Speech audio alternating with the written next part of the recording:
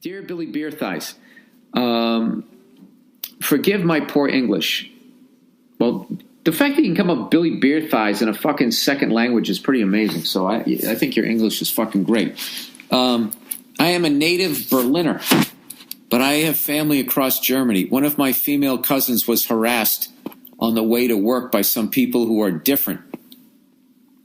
I do not want to say just a different race or religion, but also a different way of thinking. They are not native to Germany and are not acclimating well to Western life. I am not a racist, and I find the issues very sensitive, but I believe that reality has to play a part in one's objective view.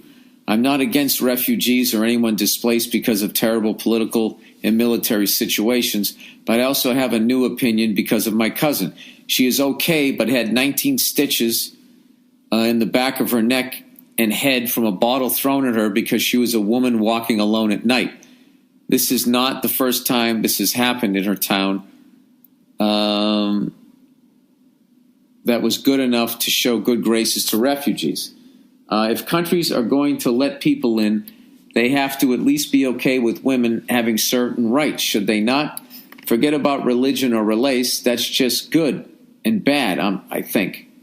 Am I a bad person for becoming a more cautious person when it comes to refugees? Thank you and cheers on your new child.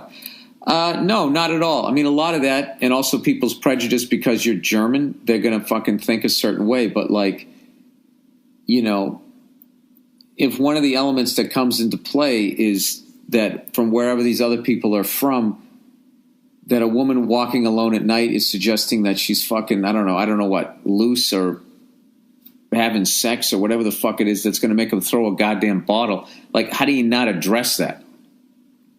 And also to me, it's like, what kind of a fucking person, you know, when I go to another country, like whatever I see, I just go, oh, I guess that's how they do it over here. I don't think like, you know, well, I'm from someplace else and this is the way we do it, so I'm going to act like we're still in my country. I think that's ignorant, but never underestimate the power of religion. You know, when people really get into it, when they really fucking get into it, there's something where your brain goes on like autopilot and you just let religion make decisions for you, and rational thought kind of goes out the fucking window, and you just start breaking one commandment after another. Like, you tell me one religion out there, if you could find it in whatever book it is that you read, that says it's fucking okay to throw a fucking bottle at a woman walking alone at night. I mean, shouldn't you? I mean, if you think it's, you should have walked her home if you were concerned about, like, I don't know. I don't understand that.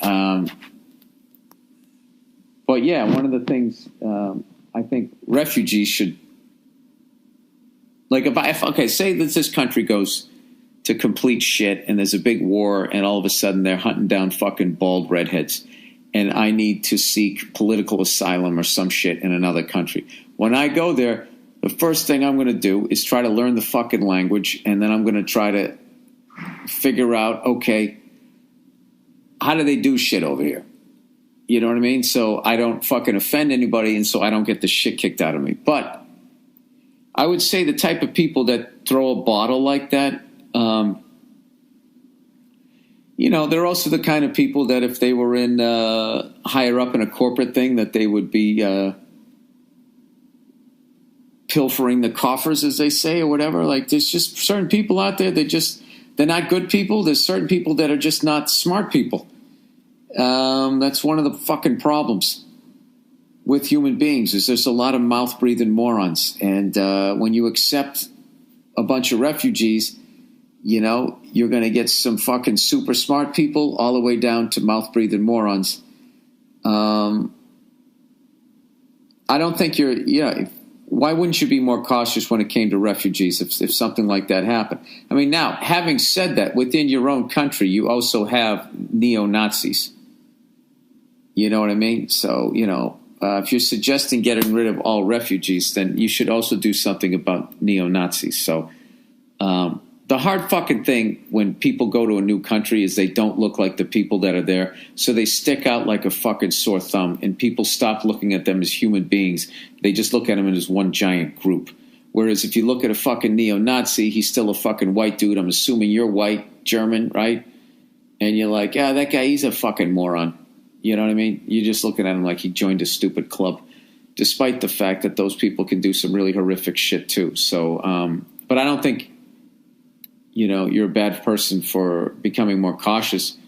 But I would also remain open-minded that there's going to be some really great people that were lucky enough to get out of those bad situations. And that's the hard part. The easy thing is to just say, fuck all of these people.